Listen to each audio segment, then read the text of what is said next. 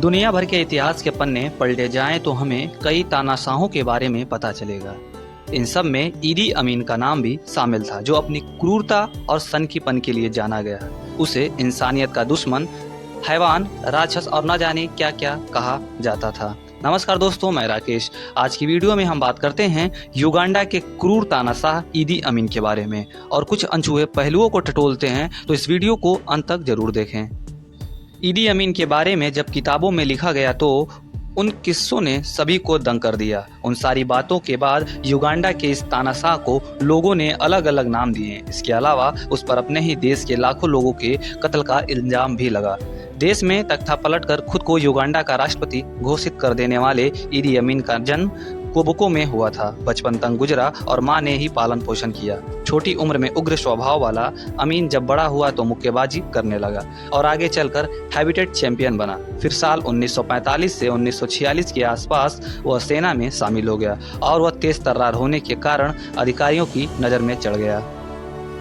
ईदी अमीन ने धीरे धीरे अपनी पकड़ मजबूत की और सेना के उच्च पदों पर पहुंचा। साल 1962 में युगांडा में हुए एक नरसंहार का आरोप ईदी अमीन पर लगा, लेकिन कार्रवाई होने से पहले ही युगांडा को आज़ादी मिल गई। इसके बाद तो अमीन ने पीछे मुड़कर कभी नहीं देखा। युगांडा में पहली ओबेट मिल्टन की सरकार में खुद सेना का नेतृत्व किया, लेकिन 1971 में उसने तख्ता पलटकर खुद को राष्ट्रपति घोषित कर दिया। ईदी अमीन ने सेना की मदद से पूरे देश पर कब्जा कर लिया। कुछ दिनों तक सब कुछ ठीक ठाक रहा, लेकिन एक दिन अचानक ईदी अमीन ने भारतीय समेत एशियाई मुल्क के सभी लोगों को 90 दिनों के भीतर देश छोड़ने के आदेश दे दिए। इसके पीछे उसने तर्क दिया कि अल्लाह ने उससे कहा है कि वो सारे एशियाइयों को अपने देश से तुरंत निकाल बाहर करे। अमीन के इस फैसले ने सभी को हैरान कर दिया। एशियाई मुल्क के लोगों को लगा कि शायद अमीन ने ऐसे ही बात कह दी, लेकिन उसने सच में यह फैसला लिया था। उन दिनों युगांडा में 90,000 के करीब एशियाई मूल के लोग रहते थे। तानाशाह अमीन ने अपने फैसले के बारे में कहा था कि एशियाई लोग देश का शोषण कर रहे हैं और अफ्रीकी मूल के लोगों से तालमेल नहीं रखते हैं। इस फैसले में कहा गया कि यह लोग केवल 55 पाउंड और 250 किलो तक सामान ही देश के बाहर ले जा सकते हैं। ईदी अमीन के बारे में लिखी किताब अ status of blood the inside story of ईदी अमीन में युगांडा के पूर्व स्वास्थ्य मंत्री हेनरी कयम्बो ने बहुत कुछ लिखा।